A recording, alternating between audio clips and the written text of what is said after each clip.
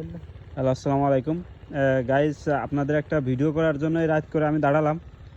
আমি যেহেতু এই রাস্তায় নতুন ঢুকছিলাম, আপনারা দেখতে পাচ্ছেন রাস্তায় কি পরিমাণ বালু লাগছে। আসলে ওখানে কোনো বাড়ি নেই, এটা মাঠের মধ্যে, ঠিক আছে।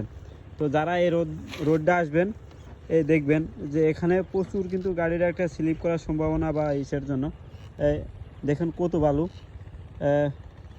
এইভাবে রাস্তা ব্লক করে বালি রাখার মানেটা কি আমি জানি না। দেখতেই পাচ্ছেন কি অবস্থা। ওই যে এক ভাই যাচ্ছে খুব কষ্ট করে, ভাইয়ের কাছে আমি শুনতে চাবো যে ভাইয়া কীভাবে এরকম যাচ্ছে কীভাবে জন্য, ঠিক আছে। তা আমরা একটু বক্তব্য নিই ভাইয়ের। আসসালামু আলাইকুম ভাইয়া। ওয়ালাইকুম আসসালাম। ভাই এই যে আপনি এভাবে আসলেন কেন?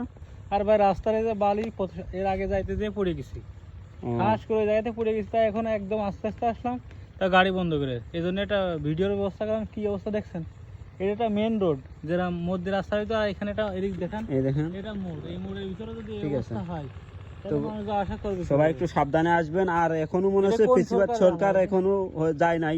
আপনারা বিশ্বাস করবেন না, এখানে 1 ফিট বালু উঁচু, ঠিক আছে। এই যে রাস্তা পুরাটা ব্লক, এই দেখেন এই পাশে মানুষ এই পাশে যাওয়া আসা করতেছে, পুরো রাস্তাটা ব্লক করে রাখছে, ঠিক আছে।